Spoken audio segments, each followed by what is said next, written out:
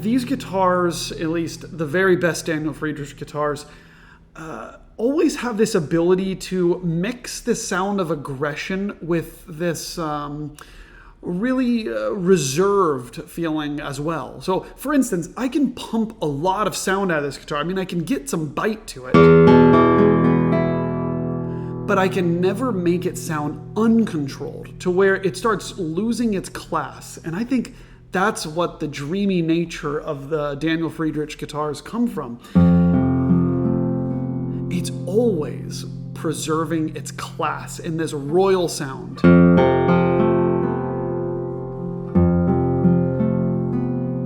And I think you can hear it. Hello and welcome to the Guitar Collection. Well, here we have a very interesting guitar by the famed French luthier Daniel Friederich. This one from the year 1979, number 504, just crossing over that big 500 number that very few luthiers get to. And this one also having the subtitle of Guitar Experimental, so, an experimental model of sorts. Now, Daniel Friedrich's guitars in 1979 were already quite popular, with many famous players already playing on them. And it's these guitars of the late 70s and early 80s that many people refer to as the golden period of Daniel Friederich guitars. One of the things that he was doing was he was just making concert model guitars in the late 70s and then onwards, with almost exclusively cedar top until much later into the 2000s, with Indian rosewood back and sides. There's actually underneath the top, you'll have that 7 fan bracing design, all cedar braces, as Daniel Friederich is known for, and on this particular guitar, 1 closing brace on the treble side. Of course, the sides on this guitar are laminated. That was one of those features that Daniel Friederich was experimenting with at that time. It made his guitars a little bit heavier, and he kept that all throughout the rest of his building career. This guitar weighs in at 1,650 grams. Not quite as lightweight as his earlier guitars, like in the 60s, where they more resembled a Spanish guitar in character. These get a little bit more weight, the tops get a little bit thinner, and the sound absolutely explodes out of them. So I can't wait to get into more detail here. Let's start with the top. This guitar, like I said, has a cedar top, and boy, has this thing been played. There is a lot of wear, and honest wear at that, and I think it adds to the charm of this guitar. In fact, sometimes you can look at a guitar that is this old, and if it doesn't have a lot of wear, you start wondering, why wasn't this guitar played a lot? So for some, that's a marker of a guitar that is great. This thing was played a lot. You can see scratches all over the top. There are actually a couple of crack repairs here, done with very small cleats. And yes, lots of scratches under the strings, but a beautiful cedar top at that. When you look at this rosette, it's one that I find particularly charming. It is not the typical rosette you'll find on Daniel Friederich guitars. However, it's very compelling to me. It's got this very dark color to it. It's a natural wood tone, but it almost looks reddish in color. And then it's flanked on either side by these very small lines. In fact, it looks very similar to me like a Julian Gomez Ramirez rosette here with those smaller lines. Of course, another luthier who was very prevalent in France, and someone that Boucher and Friedrich and everyone else learned so much from. Looking into the guitar, you'll see that beautiful Daniel Friederich label. When you see that, you know you are holding a great guitar, because Daniel Friederich was so great at consistency.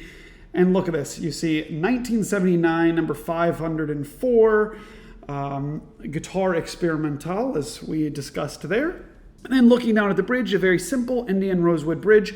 Daniel Friederich very seldomly used Brazilian rosewood, so you're not going to be stunned by the woods on the back and sides. This is typically what he used, but you will see this Indian rosewood back and sides, very nice. You can see some polish work has been done, some touch-up work here on the back. Although, again, it's still very well played, as well as the sides where you can see some discoloration from some places where, you end up playing and you end up applying some wear to the guitar. That also extends itself to the back of the neck where there's plenty of wear and tons of marks in the back of the neck. However, it's still very, very comfortable and an overall nice presenting condition. In fact, I would wager to say that in this video, unless you've got it up on a 50-inch screen or something, it looks pretty presentable. When it comes to the neck of this guitar, it's what you'll typically find on a Daniel Friederich guitar. It's rather D-shaped, not too thick, not too thin. 650 millimeter scale length with a 53 millimeter nut width. Now this one is particularly easy to play because I actually asked a good friend of mine, an amazing luthier, Stephen Walter, to lower the action on this guitar to get it really playable. This thing is at 3.75 millimeters at the sixth string and 2.75 millimeters at the first string. For me, that's the perfect setup, and this guitar plays like a dream. That's not even to mention the sound, which we'll get to shortly. Moving on to the head of the guitar, you'll see that classic Daniel Friederich headstock shape. Nice Fustero tuners here, black and gold with white rollers. These are not the original tuners, but they are very, very smooth. And wow, let's get into this sound of this guitar. One chord, and you hear this thing that I always am describing, and not just myself, but many others, when talking about the sound of Daniel Friederich guitars. There's this lushness, this richness to each note, each string, that make you feel like royalty playing this guitar.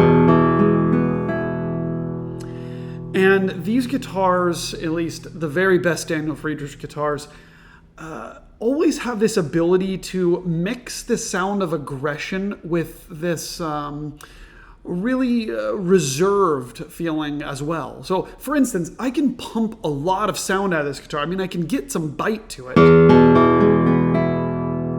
but I can never make it sound uncontrolled to where it starts losing its class. And I think that's what the dreamy nature of the Daniel Friederich guitars come from.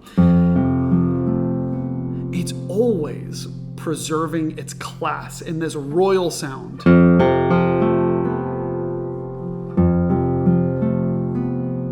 And I think you can hear it.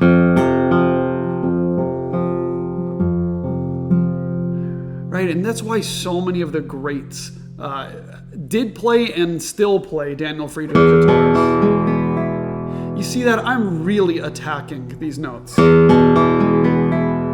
but it never loses its cool. It's like that movie character that's continually prodded, but they never lose their cool, they never lose their temper. And I don't know, I can't help but make that comparison with this guitar. Let's explore these strings individually. And speaking of strings, this is strung up with the XTC45 FF, but with a nylon first string. And boy, does it have charm. Let's check out that first string.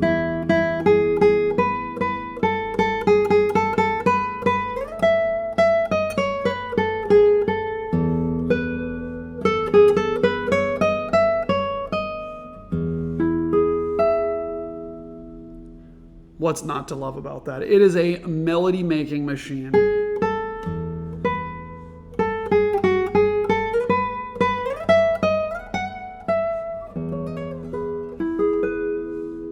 Listen to the way that E major pops out of the guitar. Every note, E, G sharp, B.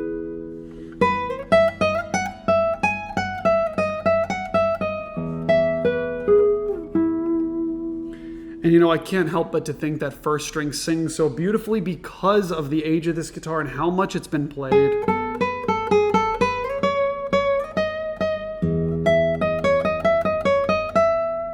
And by the way, this guitar loves to be pushed.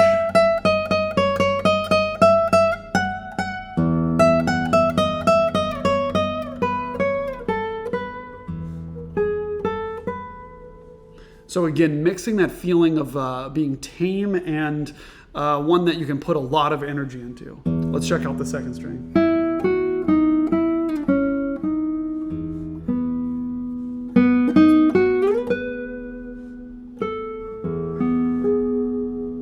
Very pure. And in fact, if you only had the treble strings on this guitar and you hadn't tested the basses yet,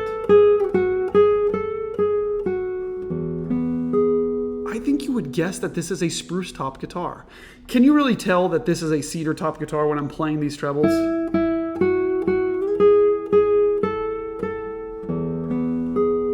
Oh, oops, I gave it away by playing the basses, but I think you see what I mean.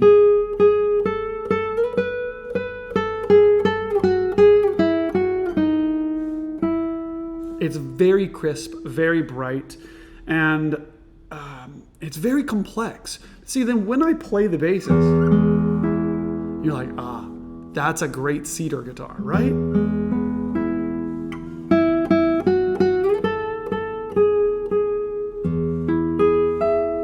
It's got this beautiful hum, like the hum of a grandfather in the back, like going through the garden or something. It's got this hum.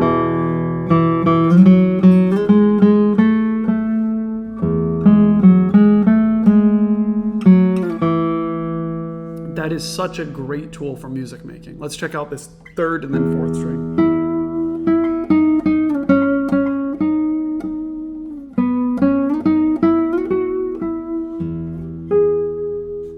Beautiful sustain, even on strange notes there, like G sharp. Let's try fourth string.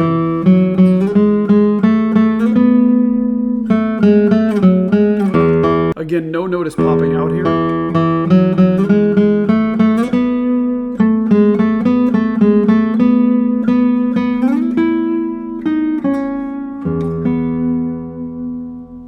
Very nice. Fifth string.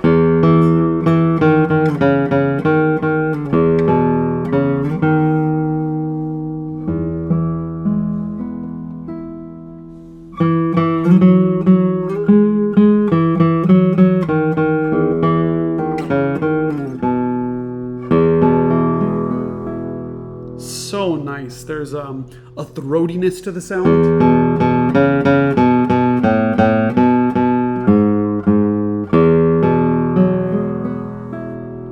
But at the same time, you can really sweeten things up on this fifth string by using the flesh of your finger.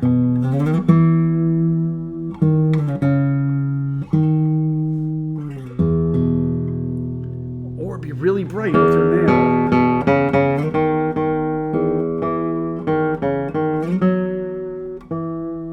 And now the sixth string.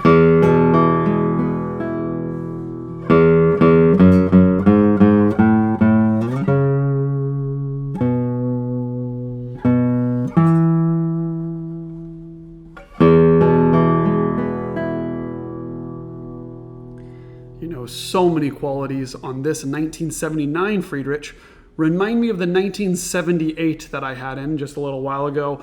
That actually Lorenzo Micheli had some really nice remarks about in the Shopping With video that you can find on this YouTube channel. So you should definitely check that out. See what you find in comparison to this 1979 Friederich with that beautiful 1978.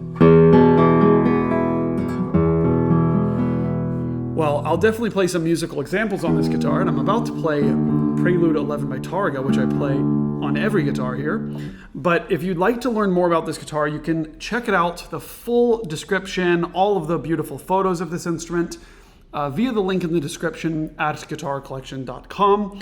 And if this Friederich is not available, please write to me. I always have my eye on great Friederich guitars, and I'd love to find a great one for you.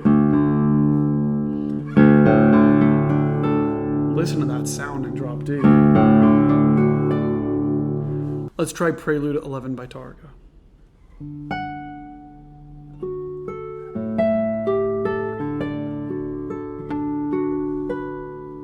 Listen to that charm.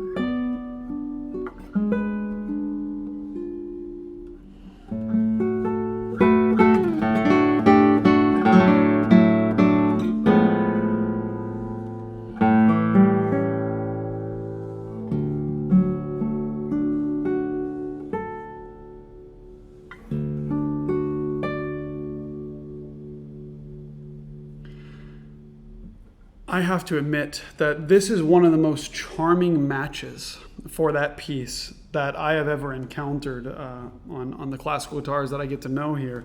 And part of that's true just of all the Friedrichs that I play, but this one has a very special quality. And I think it really does have to do with these trebles sounding more spruce-like in character. And the basses, when they enter, really pulling in the warmth. And then the sustain.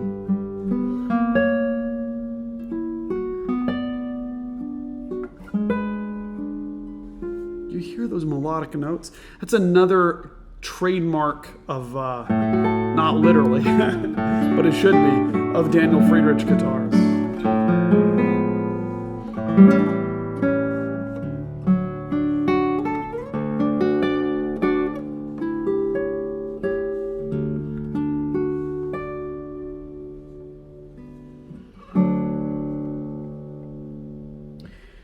Well, I'll play a couple of more musical passages here, but please don't forget to subscribe to this YouTube channel. Please let me know what you think of this guitar. Are you charmed by all of these marks? Are they distracting to you? And what do you think about the sound of this Daniel Friederich guitar? I'd really like to hear.